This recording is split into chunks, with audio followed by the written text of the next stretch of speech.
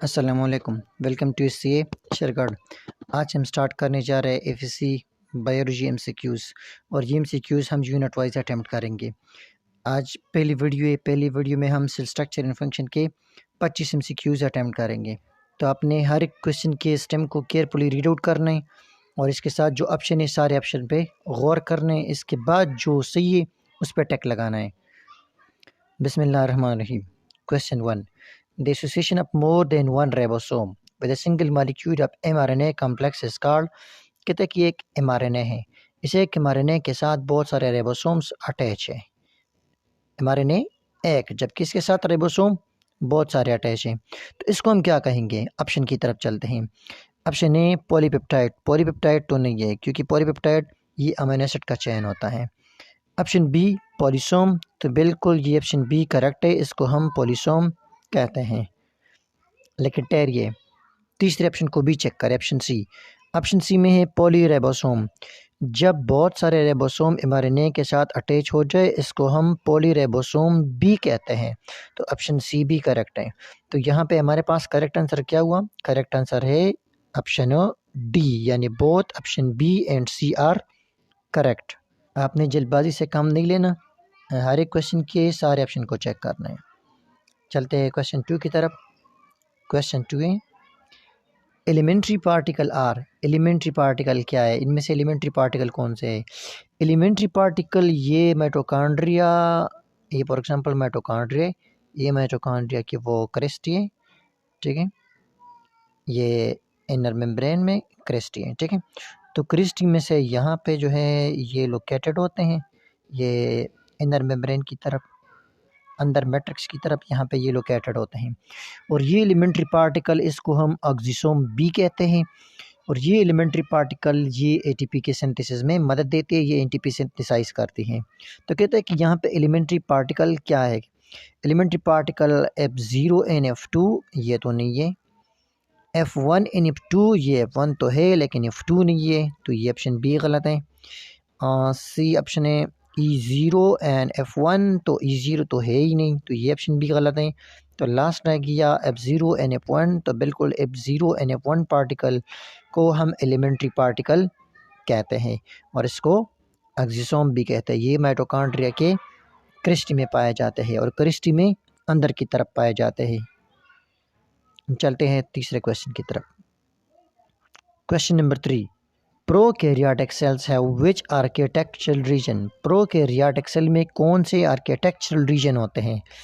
देखो, architectural region, structural region, cell organelles के बारे में नहीं पूछ रहे, आर्किटेक्चरल रीजन, स्ट्रक्चरल रीजन्स के बारे में पूछ रहे हैं। तो यहाँ पे सेल के बारे में तो नहीं पूछ रहे, ये ऑप्शन तो गलत हो गया। अपेंडेजेस, इस पे थोड़ा सोचते हैं। न्यूक्लियस तो प्रोकैरियोट में है ही नहीं। अब ये आल तो नहीं हो सकते क्योंकि ये दोनों गलत हो गए, तो ये भी गलत हो गया। अब रह गया अपेंडेजेस। अपेंडेजेस क्या है? तो ये डायग्रामेटिकली समझने की कोशिश करते हैं। ये फॉर एग्जांपल मेरे पास एक बैक्टीरिया है, ठीक है, ये बैक्टीरिया के सेल के ऊपर ये छोटे छोटे स्ट्रक्चर है जिसको हम पीली कहते हैं, जो पेलन प्रोटीन से बने होते हैं और ये कंजुगेशन में मदद देते हैं जिसके ज़रिए एक बैक्टीरिया दूसरी बैक्टीरिया के साथ स्टिक करती है। और इस बैक्टीरिया में अगर हम देखें तो इस बैक्टीरिया में फ्लैजेला भी पाए जाते हैं। तो ये देखो यहाँ पे बैक्टीरिया में ये पहली जो है और ये जो फ्लैजेलम है ये आर्किटेक्चरल रीजन है और इसी आर्किटेक्चरल रीजन को हम कहते हैं अपेंडेजेस। तो यहाँ पे करेक्ट ऑप्शन क्या है? Correct option is option B, appendages. चलते हैं चौथे एमसीक्यूज की तरफ। आपने हर एक ऑप्शन को गौर से रीड करना है। Question number 4, excel nucleus. Excel nucleus के बारे में पूछ रहे हैं। हाउ मच पोर्स, इसमें कितने पोर्स होते हैं, यानी एक्सेल की न्यूक्लियस में कितने न्यूक्लियर पोर्स पाए जाते हैं? ऑप्शन है 3 to 4, ये 3 to 4 जो है, ऑप्शन है 3 to 4, ये 3 to 4 जो है ये आरबीसी जो है उसके न्यूक्लियस में ये पाए जाते हैं। ऑप्शन बी 2000, ये तो नहीं है एक्सेल में। ऑप्शन सी 30,000, ये बिल्कुल यहाँ पे करेक्ट है और ये भी इनकरेक्ट है। तो एक्सेल न्यूक्लियस में 30,000 तक न्यूक्लियर पोर पाए जाते हैं। यहाँ पे ऑप्शन सी इज़ करेक्ट। चलते हैं 5 क्वेश्चन की तरफ। Question number 5, mitochondria is self replicating. Self replicating mean जो खुद अपनी कॉपी बना सकती हो। Organelle because it contain, mitochondria खुद अपने आप को सिंथेसाइज करती है क्योंकि इसमें क्या है। ऑप्शन ए डीएनए, बिल्कुल डीएनए ये सेल्फ रेप्लिकेशन के लिए रिस्पॉन्सिबल है। अगर डीएनए है तो ये अपने आप को बना सकती है, तो ऑप्शन ए तो करेक्ट है। बी राइबोसोम, तो डीएनए के साथ राइबोसोम ज़रूरी है क्योंकि डीएनए से बनेगी एमआरएनए, ठीक है, और एमआरएनए में जो कोड आएगा उसको रीड करेगा कौन, और राइबोसोम। तो यहाँ पे सेल्फ रेप्लिकेशन के लिए डीएनए और राइबोसोम ये दोनों ज़रूरी है। तो यहाँ पे हमारे पास ऑप्शन ए इन बी ये तो करेक्ट है। गॉल्जी बॉडीज़, तो गॉल्जी बॉडीज़ ये सेल्फ रेप्लिकेशन में मदद नहीं देती। तो यहाँ पे हमारे पास करेक्ट ऑप्शन क्या हुआ, बोथ ए एंड बी, यानी डीएनए और राइबोसोम ये सेल्फ रेप्लिकेटिंग ऑर्गेनेल्स के लिए रिस्पॉन्सिबल है।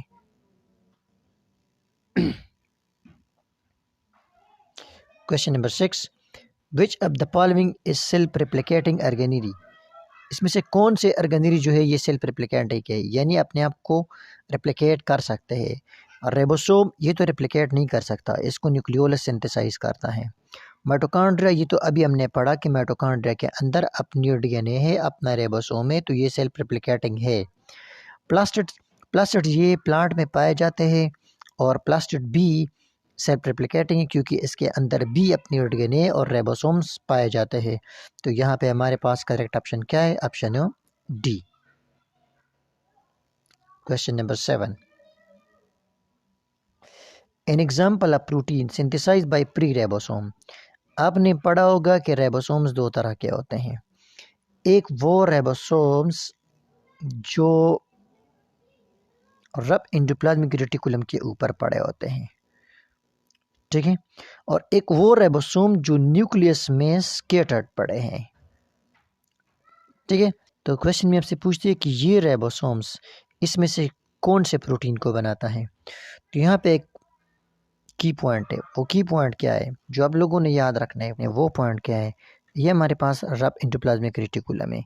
इसी रफ एंडोप्लाज्मिक रेटिकुलम के ऊपर यहाँ पे जो राइबोसोम्स पड़े होते हैं, ये राइबोसोम्स हेल्प करते हैं, ये बनाते हैं जो प्रोटीन बनाते हैं, ठीक है। वो कौन से प्रोटीन है, ये जितने भी प्रोटीन बनाते हैं ये प्रोटीन बाहर एक्सपोर्ट किए जाते हैं, यानी सेल से इसको बाहर एक्सपोर्ट किया जाता है क्योंकि ये सेल के अंदर काम नहीं करेंगे, ये बाहर काम करेंगे। तो यहाँ पे अगर हम देखें तो ये पेप्सिन ये सेल से बाहर काम करता है, तो ये अटैच राइबोसोम बनाता है, यानी ये राइबोसोम इसको बनाते हैं। इंसुलिन ये भी सेल से बाहर काम करते हैं, तो ये भी यही राइबोसोम्स बनाते हैं। लाइपेज ये भी सेल से बाहर काम करते हैं, तो इसको भी यही राइबोसोम बनाते हैं। जबकि फ्री राइबोसोम्स जो है, ये सेल के अंदर जो फ्री राइबोसोम्स है ये जितने भी प्रोटीन बनाते हैं वो प्रोटीन सेल के अंदर ही काम करेंगे। तो यहाँ पे फ्री राइबोसोम्स ये किस चीज़ को सिंथेसाइज करते हैं, ये हेमोग्लोबिन को सिंथेसाइज करते हैं। तो करेक्ट ऑप्शन क्या है, ऑप्शन डी यानी हेमोग्लोबिन। चलते हैं नेक्स्ट क्वेश्चन की तरफ। Question number 8, the cell wall of algae is made up of which substance. Algae का सेल वॉल किस चीज़ से बना होता है, प्रोटीन से, प्रोटीन से तो बना नहीं होता। मेनन्स, मेनन्स क्या है, मेनन्स हमारे पास एक हेट्रोजीनियस ग्रुप है। इस हेट्रोजीनियस ग्रुप में दो चीज़ें होती हैं, एक इसमें ग्लूकोज होता है, एक इसमें ग्लूकोज होता है, और एक इसमें मेनोज होता है। तो मेनोज और ग्लूकोज दोनों कंबाइन होके क्या बनाते हैं, मेनन्स बनाते हैं, और ये एलगी के सेल वॉल में पाए जाते हैं। लिपिड एलगी के सेल वॉल में नहीं होते। तो यहाँ पे हमारे पास ऑप्शन बी करेक्ट है, mannans. Question number 9, question number 9, the cell involved in large amount of lipid synthesis. कहता है कि एक सेल ये लिपिड सिंथेसिस करता है, बहुत ज़्यादा करता है, लार्ज अमाउंट में करता है। Don't possess this organelle on endoplasmic reticulum. इस सेल में एंडोप्लाज्मिक रेटिकुलम के ऊपर कौन सा ऑर्गेनेल प्रेजेंट नहीं होगा। तो ऑप्शन ए माइटोकॉन्ड्रिया तो आज़ाद है, ये एंडोप्लाज्मिक रेटिकुलम के साथ अटैच नहीं होती। राइबोसोम ये एंडोप्लाज्मिक रेटिकुलम के साथ अटैच होती है, लेकिन जब एंडोप्लाज्मिक रेटिकुलम के साथ राइबोसोम्स अटैच हो जाए तो इसको हम कहते हैं RER, यानी रब एंडोप्लाज्मिक रेटिकुलम, और ये सिंथेसाइज करती है प्रोटीन, ये लिपिड सिंथेसाइज नहीं करते। जबकि जब एंडोप्लाज्मिक रेटिकुलम के साथ राइबोसोम अटैच नहीं होती तो इसको हम कहते हैं SER, यानी स्मूथ एंडोप्लाज्मिक रेटिकुलम। तो स्मूथ एंडोप्लाज्मिक रेटिकुलम के ऊपर कौन सी चीज़ अटैच नहीं होगी? इसके ऊपर राइबोसोम्स अटैच नहीं होंगे। यहाँ पे ऑप्शन बी करेक्ट है। गोल्गी apparatus ये एंडोप्लाज्मिक रेटिकुलम के साथ अटैच नहीं होता। राइबोसोम ये भी इसके साथ अटैच नहीं होता, तो ऑप्शन बी करेक्ट है। नेक्स्ट क्वेश्चन की तरफ चलते हैं। Question number 10, in mitochondria it contain upon particle. Mitochondria में एपोन पार्टिकल कहाँ पे पाए जाते हैं? मैट्रिक्स में? तो मैट्रिक्स में तो नहीं पाए जाते, अभी हमने पढ़ा। ये किधर पाए जाते हैं? क्रिस्टी में पाए जाते हैं। और क्रिस्टी के कौन से साइड? क्रिस्टी के इनर साइड में ये पाए जाते हैं और ये एटीपी सिंथेसिस में मदद देती हैं। और एपोन पार्टिकल को हम एक्सिसोम बी कहते हैं, या इसको एलिमेंट्री पार्टिकल बी कहते हैं। Question number 11, the material essential for dark reaction are located in. Photosynthesis का जो डार्क रिएक्शन है इसके लिए मटेरियल कहाँ पे पाए जाते हैं? सर्कुलर डीएनए, डीएनए के अंदर तो फोटोसिंथेसिस के लिए मटेरियल नहीं पाए जाते, ये ऑप्शन गलत है। थाइलाकाइड के अंदर जो है, इसके अंदर क्लोरोपेल होता है। क्लोरोपेल ये लाइट अट्रैक्शन के लिए रिस्पॉन्सिबल है, ये ऑप्शन बी गलत है। Option C stroma. तो स्ट्रोमा में वो सारे केमिकल्स, वो सारे एंजाइम्स, कार्बन डाइऑक्साइड्स, ये सब कुछ पड़ा होता है जो डार्क रिएक्शन के लिए रिस्पॉन्सिबल है, तो ये करेक्ट है। ऑप्शन सी ये इसका जवाब है। Question number 12, microfilaments are made up. Microfilament किस चीज़ से बने होते हैं? फैट से तो नहीं बने होते, कार्बोहाइड्रेट से भी नहीं बने होते, न्यूक्लिक एसिड से भी नहीं बने होते, प्रोटीन रह गया, तो माइक्रोफिलामेंट बिल्कुल ये प्रोटीन से बने होते हैं। ऑप्शन बी करेक्ट है। Question number 13, it possess flagella. इसमें किस में फ्लैजेला पाई जाती है? तो अगर हम देखें ऑप्शन ए में हमारे पास ये पैरामीशियम है। तो पैरामीशियम आप लोगों ने पढ़ा है कि पैरामीशियम में इस तरह के बहुत सारे छोटे छोटे हेयर लाइक स्ट्रक्चर होते हैं जिसको हम कहते हैं सीलिया, इसको फ्लैजेला नहीं कहते हैं। ऑप्शन ए गलत है। यूग्लिना, तो यूग्लिना आप लोगों ने पढ़ा होगा, ये एक यूनिसेलुलर यूकेरियोट है और इसके अंदर ये एक सिंगल फ्लैजेलम पाया जाता है। तो ऑप्शन बी यहाँ पे ये तो करेक्ट हो गया, लेकिन और भी ऑप्शन चेक करते हैं। ये तो करेक्ट है। अमीबा, अमीबा जो है इसमें कोई भी फ्लैजेला नहीं पाया जाता, अलबत्ता इसमें ये सीडोपोडिया ज़रूर होते हैं। ईस्ट तो मूवमेंट ही नहीं करता, ईस्ट में कोई भी फ्लैजेला नहीं होती। तो ऑप्शन डी भी इनकरेक्ट है, सी भी इनकरेक्ट है। तो मैं यहाँ पे हमारे पास करेक्ट आंसर क्या है? Euglena, option B. Question number 14, it direct formation of the bipolar spindles during cell division. कहते हैं कि इन चारों में से कौन सी चीज़ सेल डिवीजन के दौरान स्पेंडल फाइबर्स बनाती है? ठीक है, जो सेल डिवीजन के लिए रिस्पॉन्सिबल है, क्रोमोसोम को एक दूसरे से सेपरेट करती है स्पेंडल फाइबर। तो स्पेंडल फाइबर को कौन सी चीज़ रही करती है? गाल्जी बॉडीज़ नहीं गई, गाल्जी बॉडीज़ का काम तो है ही नहीं स्पेंडल फाइबर बनाना। सेंट्रियोल, तो बिल्कुल ये सेंट्रोसोम जो है ये दो सेंट्रियोल पर मुश्तमिल होता है, और ये सेंट्रियोल जो है ये सेल डिवीजन के दौरान दो सेंट्रियोल जो पड़े होते हैं, ये सेल डिवीजन के दौरान एक दूसरे से सेपरेट होकर सेल के एक पोल और दूसरे पोल में चले जाते हैं, और इससे 3 किस्म के स्पिंडल फाइबर एराइज होते हैं जिसको हम काइनेटोकोर माइक्रोट्यूब्यूल्स, और दूसरे को फिर हम कहते हैं पोलर माइक्रोट्यूब्यूल जो एक पोल से दूसरे पोल की तरफ है, और चौथे पे हम कहते हैं इसको एस्टर माइक्रोट्यूब्यूल्स। तो ये माइक्रोट्यूब्यूल्स या स्पिंडल फाइबर, इसको किसने अरेज किया? इसको अरेज किया इन स्ट्रक्चर ने, और इन स्ट्रक्चर को हम कहते हैं सेंट्रियोल। राइबोसोम का काम तो प्रोटीन सिंथेसिस है और सीलिया का काम मूवमेंट है। तो ये डी और सी ये तो गलत है। तो यहाँ पे करेक्ट ऑप्शन क्या है? ऑप्शन बी यानी centriole. Question number 15,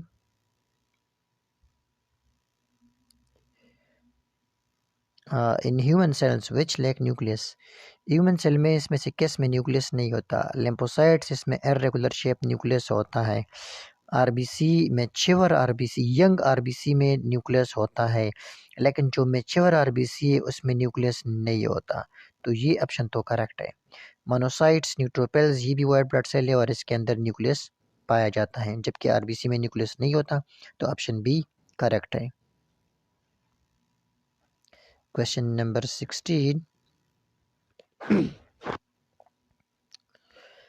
which of the following make a cell differentially permeable. एक होता है सेलेक्टिवली परमिएबल, एक है differentially permeable. Differentially permeable mean कि सेल मेम्ब्रेन कुछ चीज़ों को तो अंदर अलाउ करती है जबकि कुछ को रोकती है। तो सेल मेम्ब्रेन की ये क्वालिटी किसकी वजह से है? प्रोटीन की वजह से है? नहीं, प्रोटीन की वजह से सेल मेम्ब्रेन जो है वो सेलेक्टिवली परमिएबल है।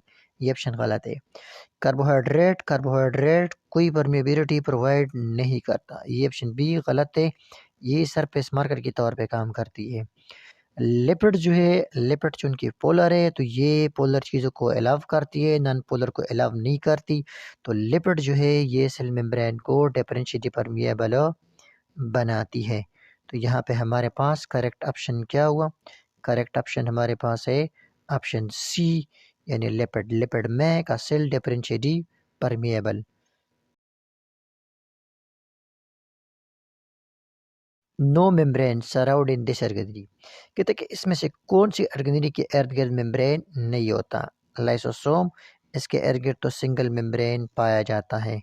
न्यूक्लियस, ये हमारे पास न्यूक्लियस के अंदर एक राउंड बॉडी है जिसमें रेबोसोम बनता है, जिसमें रेबोसोम्स बनता है। तो ये जो ऑर्गेनरी है छोटी सी न्यूक्लियस के अंदर, इसके इर्द गिर्द कोई भी मेम्ब्रेन नहीं होता। तो ये ऑप्शन बी तो करेक्ट है, लेकिन और भी ऑप्शन चेक करते हैं। गाल्जी बॉडीज़, गाल्जी बॉडीज़ के इर्द गिर्द बिल्कुल पर्दा होता है, ये मेम्ब्रेन बॉडीड बॉडी है। तो ये तो गलत है। लाइसोसोम भी नहीं है, इसके इर्द गिर्द मेम्ब्रेन है। न्यूक्लियोलस, इसके इर्द गिर्द मेम्ब्रेन नहीं है। गाल्जी बॉडीज़, इसके इर्द गिर्द मेम्ब्रेन है। न्यूक्लियस, न्यूक्लियस के इर्द गिर्द भी मेम्ब्रेन है जिसको हम न्यूक्लियर मेम्ब्रेन कहते हैं, ये भी गलत है।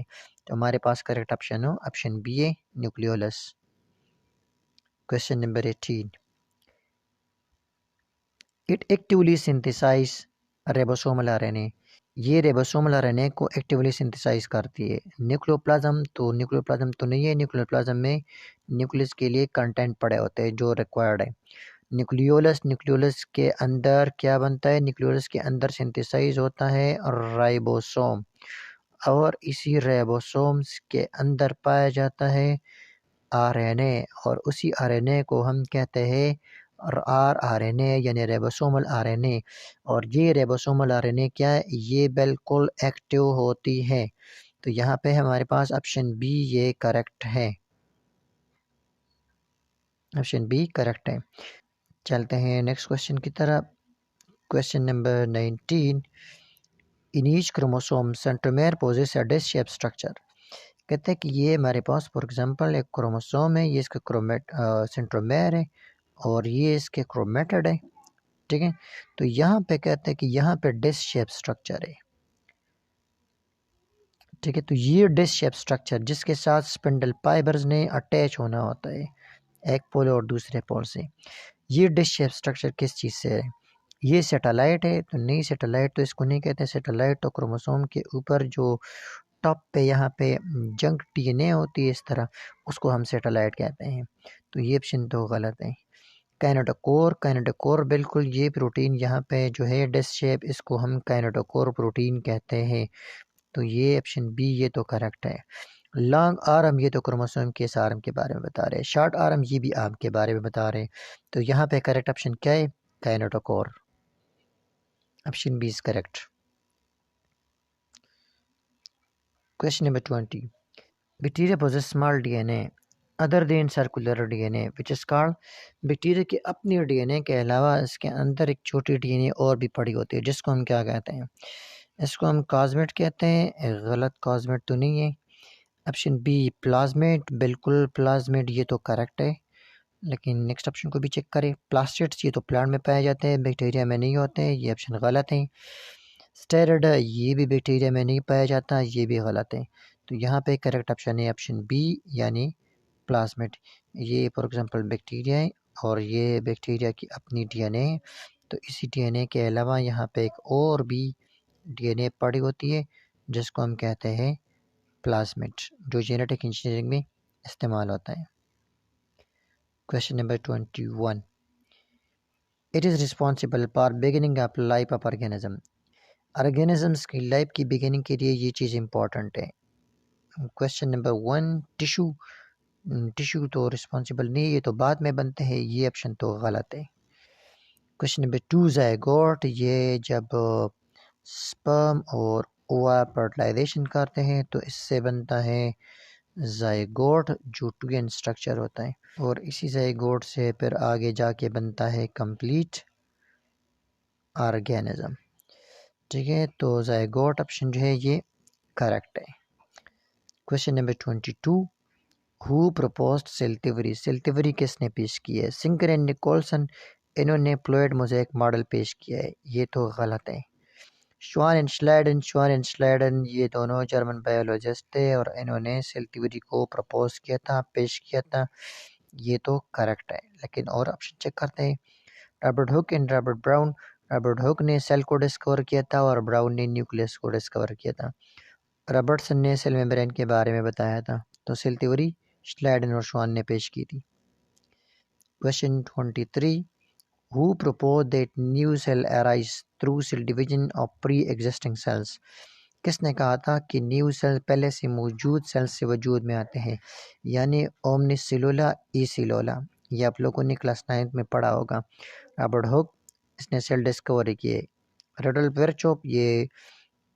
वर्चोप ने कहा था कि ओमनिस सेलुला ई सेलुला, यानी new cell arise from pre existing cells by cell division. Robert Brown, उसने न्यूक्लियस डिस्कवर किया था। सेंगर, इसने सेल मेम्ब्रेन के बारे में बताया था। तो ऑप्शन बी करेक्ट है। Question number 24, 8 is the smallest cell. इसमें स्मॉलेस्ट सेल कौन सा है? ऑप्शन ए बैक्टीरिया, ये तो स्मॉलेस्ट है, ये बात तो ठीक है क्योंकि प्रोकैरियोट है। ऑप्शन बी माइकोप्लाज्म या माइकोप्लाज्मा, माइकोप्लाज्मा बी प्रोकैरियोट है, लेकिन इस प्रोकैरियोट में चूंकि सेल वॉल नहीं होता, इट लेक सेल वॉल, तो ये बैक्टीरिया से भी, तो ये क्या है, ये बैक्टीरिया से भी छोटा ऑर्गेनिज्म है। तो यहाँ पे हमारे पास करेक्ट ऑप्शन ये माइकोप्लाज्मा है, option B is correct. Yeast ये यूकैरियोट है, ये बड़ा है, ये गलत है। ब्लू ग्रीन एल्गी ये भी प्रोकैरियोट है, लेकिन इसमें सेल वॉल पाया जाता है। तो माइकोप्लाज्मा ये स्मॉलेस्ट सेल है।